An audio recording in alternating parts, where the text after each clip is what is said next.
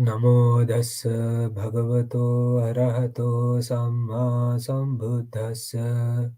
Namo Dassa Bhagavato Arahato Samma Sambuddhassa. Namo Tassa Bhagavato Arahato Samma Sambuddhassa. Good evening, everyone. We are once again gathered for the weekly sutta readings. We are going through the Majjima Nikaya. So the past few months we went through the first three suttas of the Majjima Nikaya, being the Sabbasava Sutta, the Mulapariyaya Sutta, and the Dhammadayada Sutta. And today's turn for a sutta called Bhayabherava Sutta, translated as fear and dread.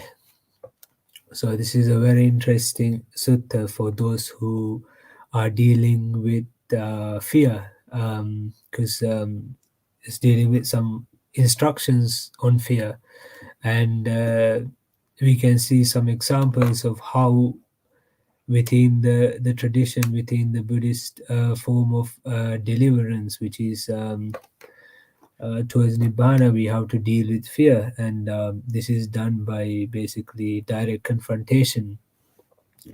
It starts off in Savatthi, in Jeta's Grove, a place in which the previous sutta took place as well. This is where a lot of suttas take place, because it's where the Lord Buddha spent a lot of time during the later years of his dispensation. Thus have I heard. On one occasion, the Blessed One was living at Savatthi, in Jeta's Grove, Anathapindika's park.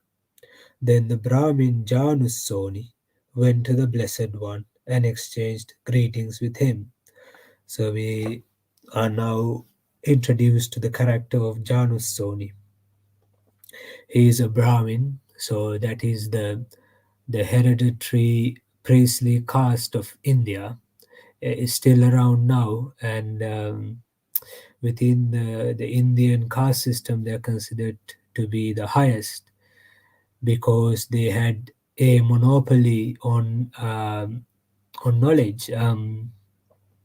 So in ancient Indian thought was religious and spiritual life was centered around these ancient hymns called the Vedas, and these Vedas were memorized and passed on by the Brahmin class. So they were passed on from father to son like that, and they didn't allow anyone outside this system to gain access to it. So these Vedas, they contain special instructions on rituals and sacrifices, and it was believed in the time that if you do these rituals perfectly and if you do these sacrifices perfectly, you will be favored by the gods.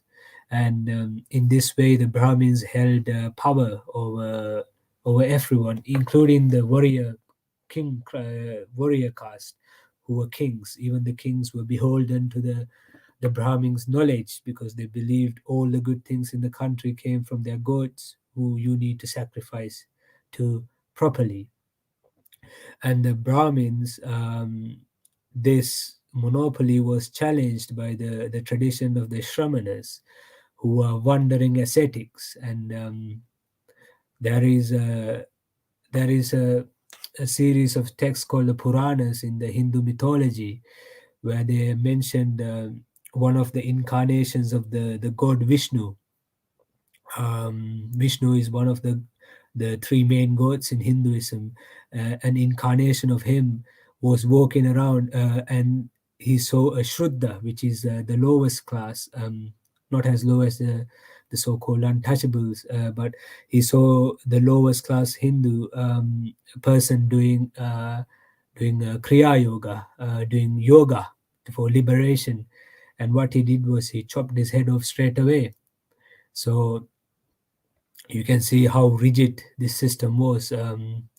It was considered to be like only pure people can have access to knowledge, to the dharma, as they called it, and anyone outside this system were not allowed to. And within the Shramana, the wandering ascetic tradition was very open to every caste. It could be Brahmins, it could be even the hunters and gatherers who were living in India at the time. They were all considered holy men, and this was a threat to their power. So they were considered their enemies. However, at this time, the caste system wasn't as rigid as it is today, and the Lord Buddha used the word Brahmin a lot, and he sort of turned it on his head, and he said, "This is not something you're born into, but it's your actions that make you pure. It's your actions that make you a true Brahmin." So anyway, that's a little bit of the societal um, makeup of the time. However, there was a lot of Brahmins who converted to Buddhism after hearing the Buddha. There are many Brahmins who let go of their caste, and they let go of their status and all their wrong beliefs on their superiority, and they became Shramanas. They became ascetics, like the Lord Buddha. They became wanderers and gave away all their riches and their status. So again, this was a reason why Buddhism was seen as a huge threat, and why over time there was a lot of pressure to oppress Buddhism, um, and eventually it was completely stamped out of India because of several factors, and one of them was the persecution by the Hindu priestly classes and their propaganda. And this particular Brahmin Janus Soni seems to be like quite friendly with the Buddha, and you will see in the suttas there's a lot of Brahmins who were, because some of them were truly just interested in liberation. They were truly interested in how things work, and they respected Lord Buddha. They respected seekers of this truth, and they believed. Some of them believed even Buddha to be the true one, and you see examples of the opposite as well in the suttas, where they really criticize and demean and abuse monks and Lord Buddha. So when this courteous and amiable talk was finished, he sat down at one side and said, "Master Gautama, when clansmen have gone forth from home to home, from home life into homelessness, out of faith in the Master Gautama, do they have Master Gautama for their leader, their helper, and their guide? And do these people follow the example of the Master Gautama?" So this is an interesting line is clansmen having gone forth from home life into homelessness. So that is what is that's the way you described going forth to be a monk, to be a bhikkhu, is going from the home life into the homelessness, because it's because we have no permanent home as monks. We just move from place to place, and either from just random huts to temples like that. That's the way we are meant to live. And the clansman is implying sort of kulaputta, could be from quite high clans, quite powerful clans, or even high caste, but they are ready to let this go. And this is a huge undertaking. You can imagine, there were princes and very rich merchants' sons who were joining the Bhikkhu Sangha at the time. So it sent shockwaves through the society. They were leaving all their luxuries and comforts behind to go and live in the forest with the Lord Buddha. And this is a matter of great curiosity at the time, and still is now, because a lot of people ask, a big question that a lot of people have is why do you become a monk? It's like maybe it is a lack of understanding as to the real value of monkhood and how wonderful it is, and also maybe out of faith in the Dhamma and Sangha, they are really happy to see that someone is capable of doing it. That is so, Brahmin. That is so. When clansmen have gone forth from the home life into homelessness out of faith in me, they have me for their leader, their helper, and their guide. And these people follow my example. But Master Gautama, remote jungle thicket, resting places in the forest are hard to endure. Seclusion is hard to practice, and it is hard to enjoy solitude.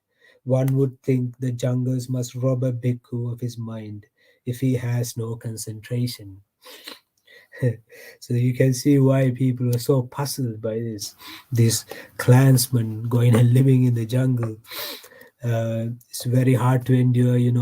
There are at the time there were tigers and lions and elephants. There's malaria, there's dengue, there's sometimes no food. So for a worldling who sees material goods as the be all and end all of comfort and happiness, that may seem like a very puzzling and crazy choice. And seclusion is hard to practice. So we talked about seclusion last week, the bodily seclusion, the kaya viveka, the mental seclusion, the chitta viveka of the jhanas, and the upadi viveka of cutting off the craving and the clinging. And this is very hard to practice. I think we can all understand why it is hard to practice. If you try to sit down for meditation for 30 minutes, how hard is it to seclude your mind from unwholesome things, from going to the past, to the future, and to things to regret, to anger, to desire, things like this. So it is very hard to practice, and so it is hard to enjoy solitude. And um, and if there is no concentration, so that's samatha and that's the jhanas, a bhikkhu might go crazy in the jungle, is what this brahmin is saying. And Buddha agrees. That is so, Brahmin. That is so. Remote jungle thicket resting places in the forest are hard to endure. Seclusion is hard to practice, and it is hard to enjoy solitude. One would think the jungles must rob a bhikkhu of his mind if he has no concentration. So, as you can see, it's quite a difficult thing, but quite a rewarding thing.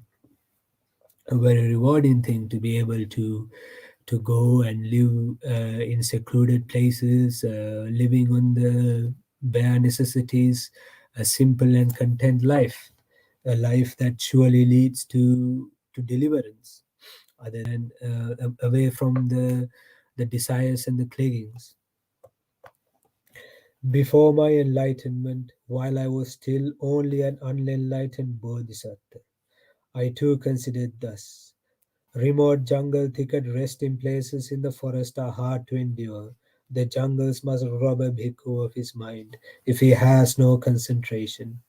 So here we can see that Lord Buddha is admitting, he's fully open, that before I attained enlightenment, when I was a bodhisattva, so before Lord Buddha was free, before he attained Nibbana, and he too thought like this, like it's such a difficult life. Such a difficult life, and he's so open about it, right? Like, so he's telling us, I went through this as well, and I can teach you how you can free yourself, how you can get over it. So everywhere in the suttas you will see that the Lord Buddha is very honest. He's completely honest about his experiences, about what he went through, about what people go through. He never really what's that, pulls any punches. he it is said in his final sutta that there are no esoteric teachings that he gave. Like he said, I didn't give with a closed fist, I gave you everything I had to help you. And this is a good example of that. So even though he went with such confidence, he left his royal family, he left his kingship, his luxurious life. He went with such confidence because he knew that there was no point in this seeking these treasures, and that's mentioned in another sutta. I think we will get to. I hope within the next month. I consider thus: whenever recluses or Brahmins, unpurified in bodily conduct, resort to remote jungle thicket resting places in the forest, then owing to the defect of their unpurified bodily conduct, these good recluses and Brahmins evoke unwholesome fear and dread. But I do not resort to remote jungle thicket resting places in the forest, unpurified in bodily conduct. I am purified in bodily conduct. So we can see now the importance of purified bodily conduct, meaning a sila. So for one who goes and lives in this environment, it is incredibly difficult to survive it without having a very disciplined mind, without having a purified bodily conduct. Because uh, when we act out of let's say uh, with a lack of virtue, with a lack of discipline, with a lack of virtue, when we act like that, it conditions our mind uh, to be unwholesome, and it naturally inclines towards fear, because you no longer have confidence in yourself. You no longer have confidence in your conduct. um, Sort of, it's like it's sort of like if you are walking into a courtroom with honest judges and good lawyers and honest judges, and honest jury, which is what karma is. When you're walking into such a courtroom and you know you are absolutely innocent, you've got nothing to fear. It's a difference if everybody is corrupt, but we are talking here about a really good judicial system. So, which is what karma is. It's very fair. If you do bad, you get bad results. It's very fair. So if you're walking into a courtroom knowing absolutely well what you've done, that you are innocent, that you did not commit any crimes, you've got nothing to fear. However, if you know in your mind what you've done, it doesn't matter if anybody else knows or not. If you know in your mind what you've done, then there will be anxiety, there will be fear, unless you're a psychotic, but there will be fear. And it is the same in the holy life. If one is not purified in bodily conduct and verbal conduct, um, mind is full of doubt, even at very subtle levels. So maybe in the beginning you would think it's okay if I do this. My meditation's fine.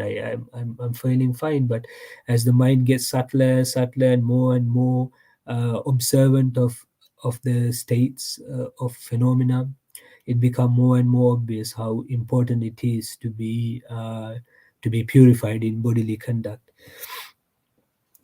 I resort to remote jungle thicker resting places in the forest as one of the noble ones, with bodily conduct purified. Seeing myself in this purity of bodily conduct, I found great solace in dwelling in the forest. So we can see that before Lord Buddha went into these places, he resorted in them, having already purified his sila. And in the progress towards enlightenment, there is a thing called the 7 stages of insight. And one of the initial ones is called Sila Visuddhi. It is the purification of Sila, the purification of the precepts. It is when a person is able to have a mind that is strong enough, that is stable enough, that is wise enough, and that has enough endurance and strength of will to purify one's conduct. And this is the mind that is conducive to produce a greater wisdom, that is able to confront the reality of the universe, to be able to be able to accept and to be able to see through. And so here Lord Buddha is maintaining that paradigm, is maintaining the importance of the sila, of the bodily conduct.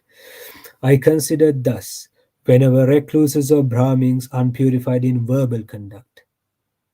So now he's going on to verbal conduct. So that would be, there are so many rules concerning verbal conduct for monks, but for lay people, it's mostly concerned with the fourth precepts: not to lie, not to say harsh things to people, not to spread divisions, or not to gossip, not to say useless, pointless nonsense. So if one can maintain such a purity of verbal conduct, that shows a real presence of mindfulness and of wisdom. And it's quite hard to maintain, because we sometimes end up talking so much and then you get carried away. So one has to remain very mindful in order not to get carried away with it. And for a lot of us, that's a work in progress. And the more you notice that you want to say something not so good, and you restrain and you refrain from doing it, you will notice that there is a real change that take place. Like you feel really free. Like at first you are itching to say something, and then you restrain yourself, and after a while you realize this itch goes away, and it's so much of a relief. And um, and if you can focus on that relief, and if you can notice that there is such a relief when you restrain your verbal conduct, when you say only nice things and don't say anything bad, uh, if you can if you can see that is a really nice feeling, and you can capture it, and this is something that would help you not get carried away in the future. Unpurified in mental conduct. Well, that's probably going to be very hard for a lot of us who have not developed a lot, because even if we can restrain our body and our speech, the mind has, it's very independent. Sometimes thoughts pop up that are not so nice, yeah, like not horrible, but sometimes it pops up things that are not so wholesome. So to be purified in mental conduct, you have to be very mindful. So Lord Buddha must have been quite mindful then. And also you have to there is a we talked about this in the Sabbhasava Sutta, where defilements are less likely to arise in the future that have not arisen already, if one practices in these ways. So maybe Lord Buddha was already quite practiced in that level. Unpurified in livelihood, resort to no remote jungle thicket resting places in the forest. They evoke unwholesome fear and dread, but I am purified in livelihood. So purified in livelihood. That's a huge topic actually. So if we are talking here about the Lord Buddha and as a Shramana, what it means to be purified in livelihood, it means that he is not doing like what being a charlatan, like doing black magic, or like astrology or palm reading, or predicting the weather and stuff like that certain, well, people still like to do for a living. And also not having any finances or resorting to earning money, but rather just living on what was given on the day and not storing food. And there's a huge list of that. You can find it in the Brahmajala Sutta, the first sutta of the Diga Nikaya. I resort to remote jungle thicket resting places in the forest as one of the noble ones with livelihood purified. So we can see that when Buddha was going into the remote jungle thicket, when he went forth, he was already purified in this livelihood. He was a proper seeker, a proper wandering ascetic, a proper shramana, a proper bhikkhu, a proper monk. So it's not, even though his defilements were still there in the mind, because he hadn't attained Nibbana yet. He was still very much of a strict and serious practitioner. Seeing myself in this purity of livelihood, I found great solace in dwelling in the forest. So you see, he found great solace. Like, it wasn't full of fear and dread living in the forest for him, because one, he had a purified sila in body, in speech, in mind, and more, and very importantly also in livelihood. So he really enjoyed this life, the life of freedom in the jungle. Just you know, I consider thus: whatever recluses or Brahmins who are covetous and full of lust, I am uncovetous, full of covetous and full of lust. Okay, that's the only time we have for today. So we stopped off at the eighth verse, where he was talking about how um, being covetous is not great for inducing fear and dread. So even if you're not really going to go into a jungle and have to worry about these things, we can see how much anxiety there is in the modern world, how much fear and anxiety. It's like a it's like a real epidemic now, mental health diseases. Even little children need therapy in schools because they're so full of anxiety. And this is something that is so present in all of us, and there are certain steps that we can take to mitigate these things, and this sutta is a really good lesson to help us in doing that. So if we can discipline ourselves in body, speech, and mind, and in livelihood, so for lay people, as right livelihood, like having a job that doesn't involve harming others, so no things like not arms dealing, not butchering. That's a huge list. So these things that can help us to not be full of fear and dread, to not be anxious. So I hope that you all consider these reflections for today, and you can join us for the chanting and meditation later today. Thank you all for listening, and sadhu. Enjoy your week.